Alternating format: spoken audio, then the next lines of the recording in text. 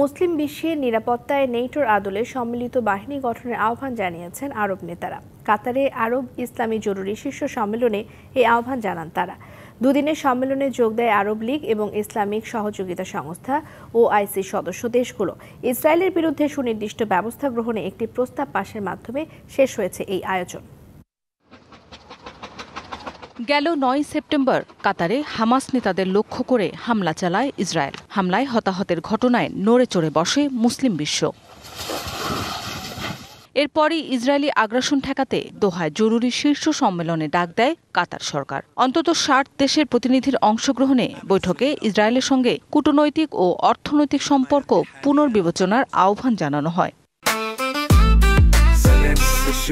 Gen X से shift करो, life के लिफ्ट करो। সম্মেলনে ইসরায়েলি কর্মকাণ্ডকে বিশ্বাসঘাতকতামূলক ও কাপুরুষোচিত বলে মন্তব্য করেন কাতারের আমির Sheikh Tamim bin Hamad Al Thani.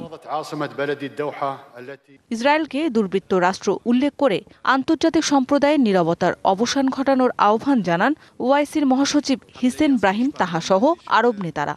আরব ও মুসলিম রাষ্ট্রগুলোর নিরাপত্তায় পশ্চিমা সামরিক জোট ন্যাটোর আদলে প্রতিরক্ষা বাহিনী গঠনের আহ্বান জানায় ইরাক, তুরস্ক সহ বেশ কয়েকটি দেশ।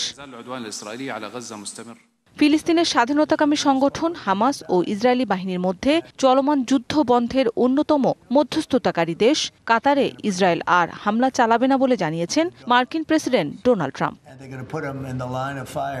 মৌসুমী শান্তা, DBC নিউজ ডেস্ক।